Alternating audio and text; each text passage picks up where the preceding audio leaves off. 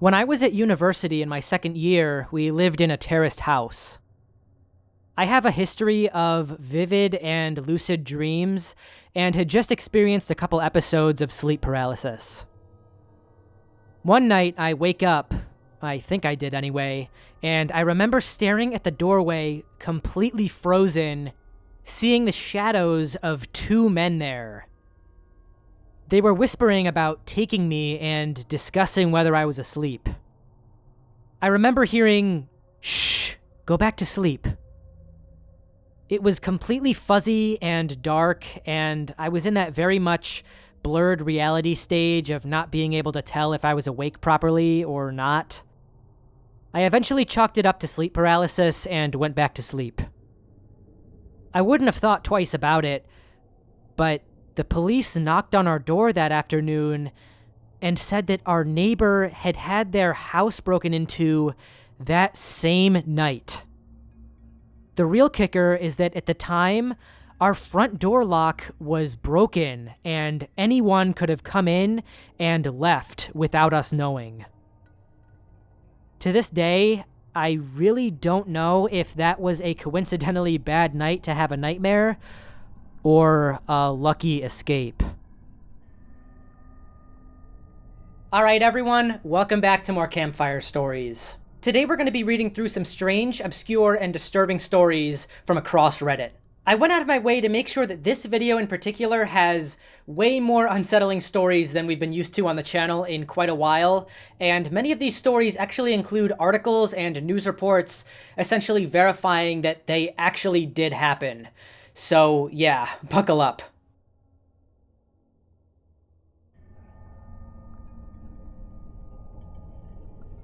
Not my story, but a close friend's. They were camping as a family, mom, dad, and two small girls, in Washington state. They hiked up into the mountains for like 10 miles before setting up camp. Everything was great until about an hour after dark. They heard someone coming up the trail. No lights, just footsteps. They seemed to stop right outside of their tent. My friend's spouse unzipped the opening to see who it was. There was a nearly naked man with wild hair and a huge beard standing outside, staring back at him. "Zip in the stats," is the only response he said to them when they asked him anything.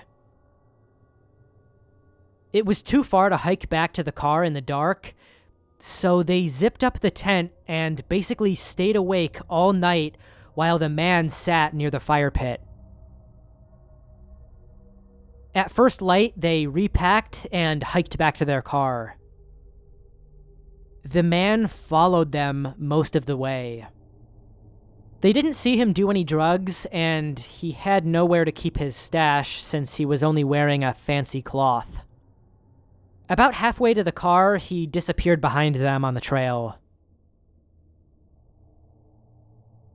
They hoped they could put the incident in the past and forget about it, and they almost did until they got to their car and saw that someone had written in car soap or chalk, "Zip in the stats," on every window of the car.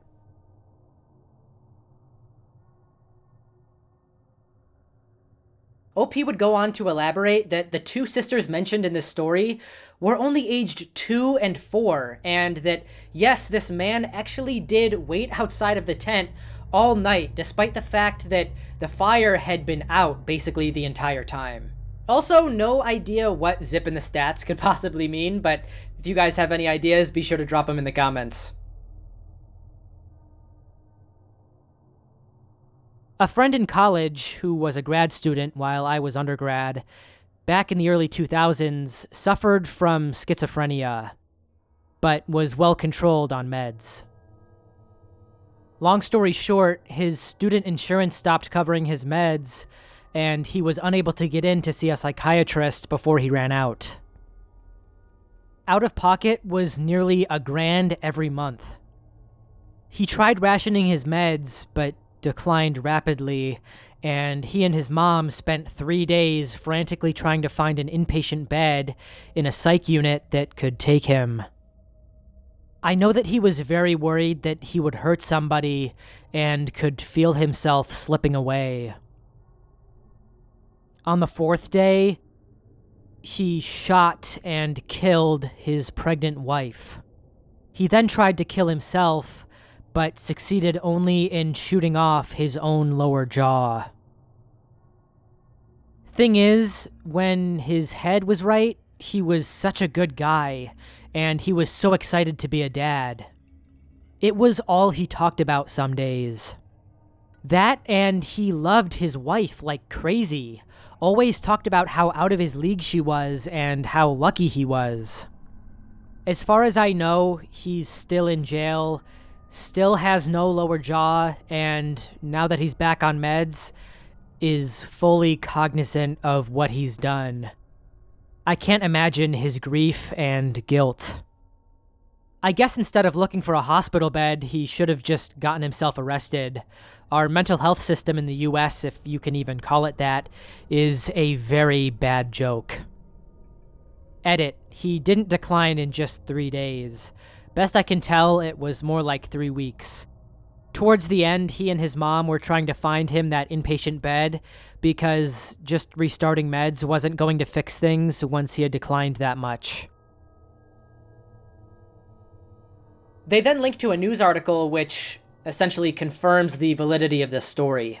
I've discussed this on here before, but seriously, the most disturbing thing I can think of is having your own mind hijacked by some terrifying mental health issue. Although, unfortunately, there were very few good options in this situation, I just want to encourage you guys to take care of yourselves, and if you do feel like you need to talk to somebody, just reach out to your doctor and have them refer you to a therapist that they know of. Maybe it's not as severe as the situations we're reading about in this video, but we all have struggles, and you don't have to go through them alone.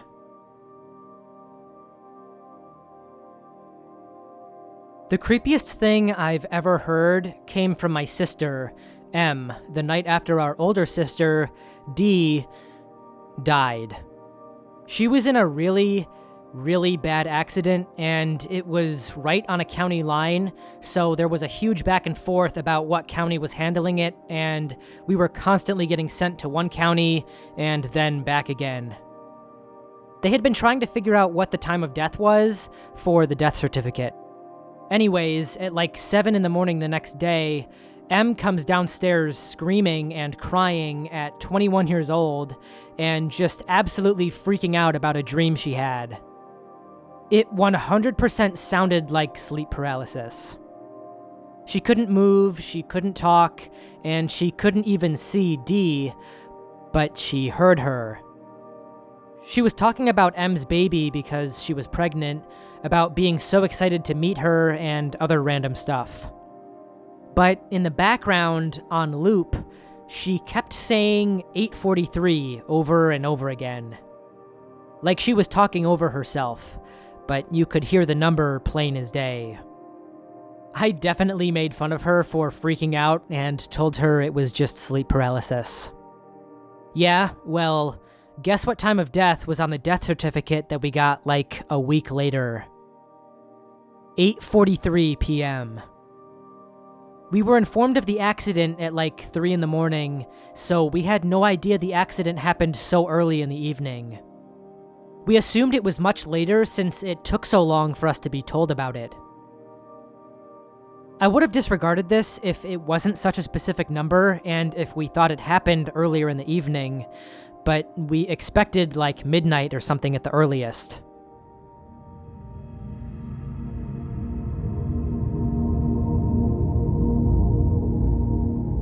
My cousin was 7 when he killed his 5-year-old playmate, the housekeeper's only child whom she adopted because she couldn't have children. The property had 2 pools, and the kids were not supposed to be near either, but somehow got to the one in the back. It was gated, but they got in anyway. Nobody knew they were there. The groundskeeper, who was the father, happened to walk by, and my cousin told him that something was wrong. The poor man tried to get to his son, but by then, he was too far gone. The man was hysterical and inconsolable. Everyone believed it was a tragic accident. But my other cousin and I spoke to this cousin. We asked him what happened. The staff were talking about some bruise on the kid's face.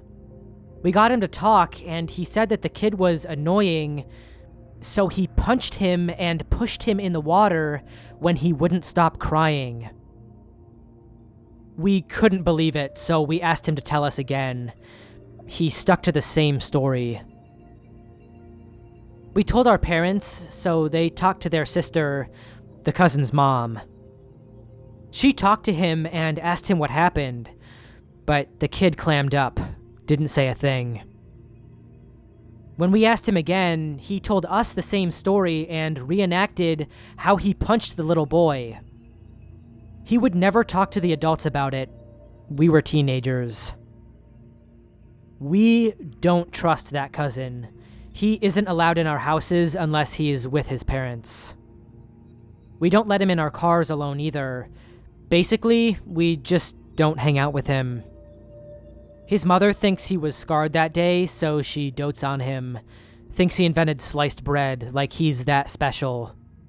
We pretend we don't know him. This next story comes from a Reddit user who had a very strange experience while camping in the forests with her friend just outside the city of Bello, Colombia. 3 years ago, I decided to take a nature trip with my best friend. The plan was to camp for 2 nights to take a break from the city. Everything was perfect. We spent hours talking about life and girl things, and the contact with the outdoors was incredible. At the end of the night of the second day, we left everything organized so we could get up and leave early the next day, since we had to return to our daily lives and fulfill our responsibilities. Leaving everything out and ready to go, we went to sleep in the tent. The next morning, when I woke up, I was in bed at home. I was so disoriented and had no idea what was happening, so I grabbed my cell phone to call my friend. The first thing I saw once I turned it on was a huge list of missed calls from her. When she picked up the phone, she was erratic, because she also woke up in the exact same way in her bed. The craziest part is that everything seemed as though we had made the trip home without issue. We still had everything we had brought with us on the trip, our phones, our travel supplies, the car. Everything was in its place back in our houses. But the last thing either of us remembered was going to sleep in the tent the night before. She goes on to explain in the replies of this post that neither her nor her friend would ever recover the memories of what happened that night between the time they fell asleep in that tent and woke up back in their homes. One commenter suggested that she check the GPS locations on her phone to see if it could track where else she might have gone, but surprisingly, it seems that they just woke up, packed up their things, and drove back home. She also explains how strange it was that nothing appeared to have been stolen or damaged.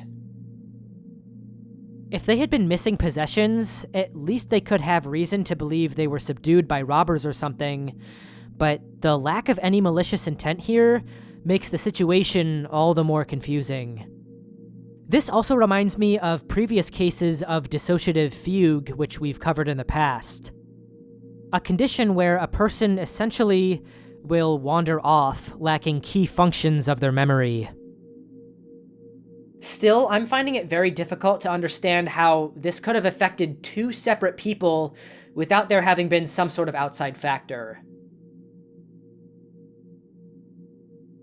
When I was a kid, I was in the hospital for some surgery. In the next bed over was a kid who was younger than me in a full body cast. Turns out his dad was drunk and ran him over with the car. But that's not the worst part. His dad, apparently a hopeless alcoholic, later committed suicide. But that's not the worst part. A few years ago, I decided to look for the kid on the internet and see how he was doing. Turns out, he killed his wife with a chainsaw and then killed himself with a chainsaw. But that's still not the worst part. Their 14-year-old son is the one who found them.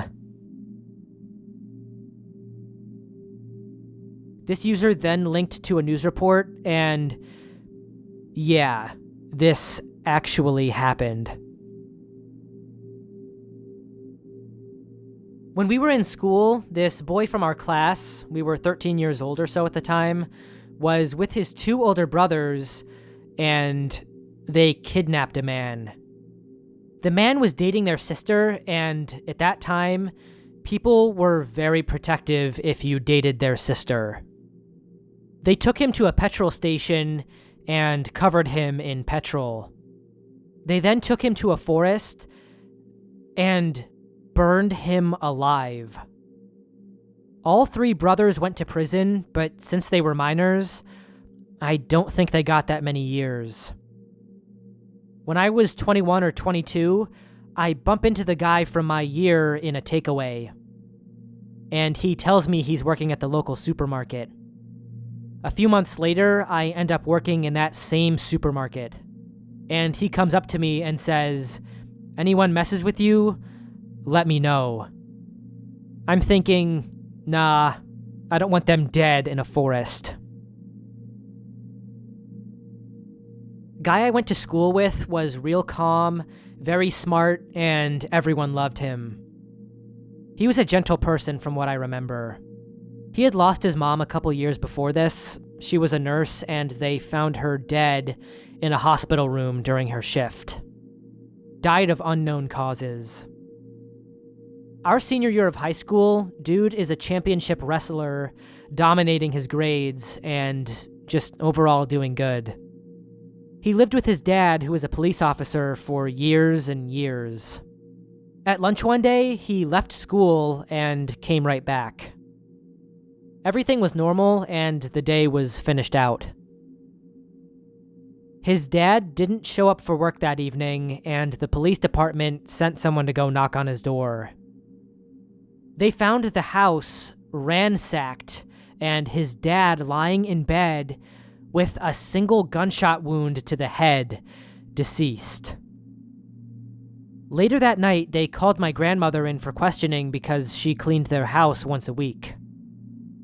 Not much later than that, the guy I went to school with broke down and confessed that they had come home on lunch that day to ask for money, and he and his dad got into an argument.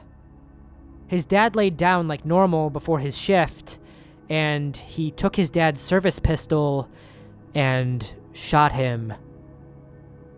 After realizing what he'd done, he freaked out and turned the house upside down to make it look like a robbery, then went and finished the day at school to try and make it seem like he had no clue what happened. Shocked everyone. When I was younger, my biological mom and her husband kidnapped me and took off to another state.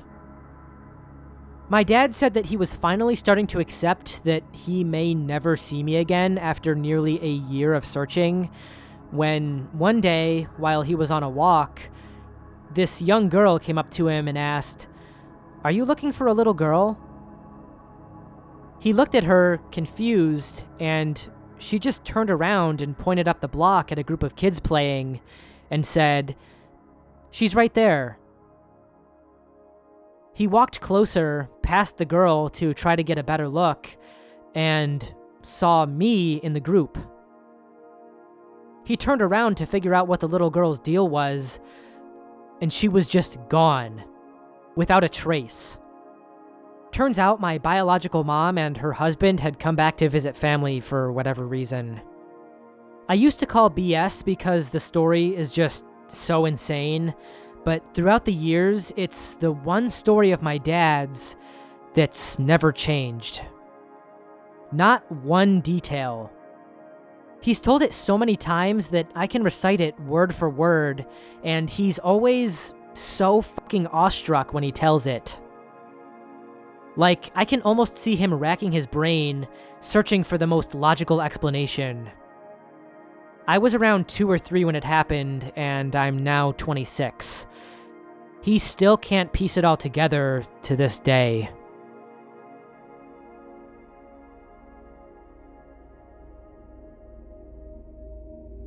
I saw the aftermath of a nasty car crash off the side of the highway once.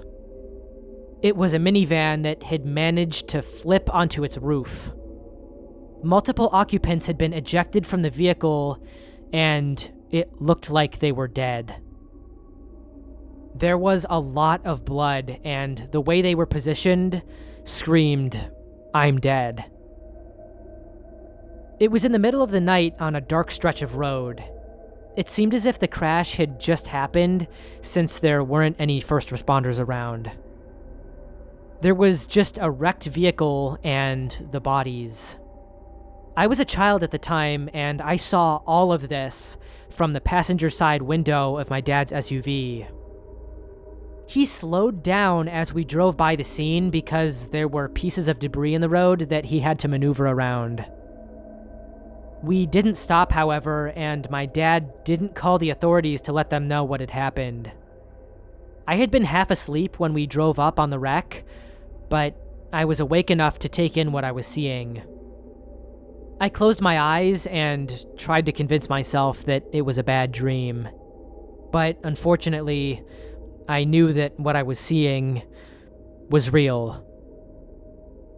The user then edited the post shortly thereafter. Since a couple of people have criticized my dad's behavior, I'll add an addendum. I'm not going to defend his actions. Maybe he was scared, but that's not really an excuse. Aside from the wrecked minivan and the people lying by the road, we were the only ones out there, and I have no idea how long it might have taken before another car drove by. By the time I really processed what I had seen and realized how messed up it was that my dad didn't do or even say anything, a couple of years had gone by and I was still a kid. I didn't know how to bring it up to him or even if it was a good idea. My dad wasn't abusive, but he was a very intimidating man. I've tried to tell myself that everyone in the van was probably dead when we drove by. It looked like it had crashed really violently, but I have no idea if that's actually the case. The thought that there might have been people still alive in there and that we just left them like that has haunted me on and off for years. This is definitely one of the more screwed up stories in this video, mostly because this was all witnessed by a young kid who is still able to recall all of these very specific details to this day.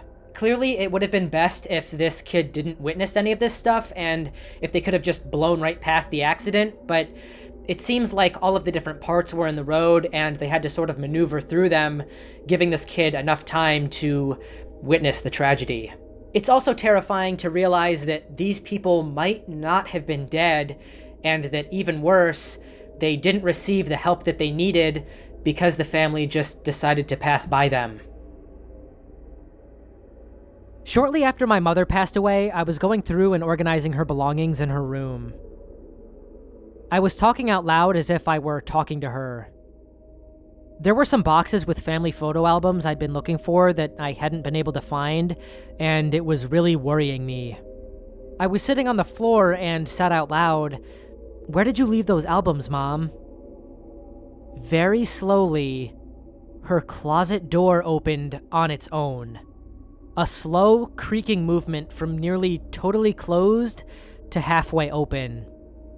I was as terrified as I'd ever been in my life. I froze and didn't move, but I looked at exactly eye level, and there was a cardboard box labeled albums in my mother's handwriting on the lower shelf of the closet. I am not a religious or even spiritual person, and honestly, I thought that there might be some imbalance in the hanging of the closet door. I went back to that door many times and tested it by wiggling it back and forth and leaving it in different positions, but it's never moved that way since. This happened to me when I was a teenager. I think it was the spring of 1988 when I was 14. My Boy Scout troop went hiking in the Ozark Mountains in Arkansas. I grew up in a very small town in Tennessee, and the boys in my troop were people I'd known my whole life, and we were all very close and knew each other very well and trusted each other. We'd been hiking for 5 days or so, and it was miserable. It rained every day, and we were all exhausted and sore and hungry and covered with blisters. The adults realized we'd bitten off more than we could chew in trying to hike a 60-mile trail, especially with the awful weather, so we'd changed course and gotten off the trail to spend the night in a drive-in campground. The kind of place with hookups for RVs and picnic tables and a central bathhouse with showers and toilets. It was in a very remote area, far from any town or even a house. There may have been other groups there, but if there were, we never interacted with or saw any of them. We were all filthy and wet and thus very excited about taking a hot shower. It was dark and we'd just finished dinner. A group of 5 of my friends, including my friend Jeremy, who, like everyone else in our group, I had known since we were babies, headed up to the bathhouse, which was maybe a quarter-mile walk through the pitch-dark woods up a worn-down gravel walking trail. I stayed behind to take care of some things, and after 10 or 15 minutes, followed them down the trail by myself. I had a weak little flashlight, the old incandescent kind. I remember the woods were totally silent. When I got about halfway to the bathhouse, I could see the light from it off in the distance through the woods. I heard a noise to my left, and I looked over and saw my friend Jeremy standing by an old-school manual water pump about 20 feet off the trail. There was a strange light behind him, like when the moon comes out from behind the clouds. I was startled to see him there by himself in the woods and off the trail. I asked him if he was already done with his shower. He seemed kind of sad and said, "Yeah, it's all yours." I said okay and didn't think much of it until I got to the bathhouse. When I walked in the door, my friends were all in there, and I heard Jeremy talking from inside the shower. All the blood drained out of my head, and the hair on the back of my neck stood up. I had to sit down before I passed out. My friends were freaked out and wanted to know what was wrong with me. I told them what I had seen. They nervously made jokes about how I must have been smoking pot, but I could tell they believed me. Like I said, we'd known each other forever and knew when one of us was exaggerating or playing a joke. We all waited together until everyone was finished showering and brushing teeth and whatnot, and then walked back together in total silence. When we got to the spot I had seen whoever, he was gone without a trace. The water pump was there, though. No one had noticed it before because it was a ways off the trail and obviously not in use. We got back to our campsite and went back to bed, completely freaked out. I remember not getting much sleep that night. In all the years since then, I've never been able to figure out exactly what happened. Was there a random teenage boy all the way out here in the middle of the woods who just so happened to look and sound like my friend? Did I hallucinate the whole thing? Who's to say? I hope you guys enjoyed today's stories despite how disturbing they were. If you happen to have any unsettling, uncanny, or unexplainable stories of your own, be sure to submit them using the form link in the description.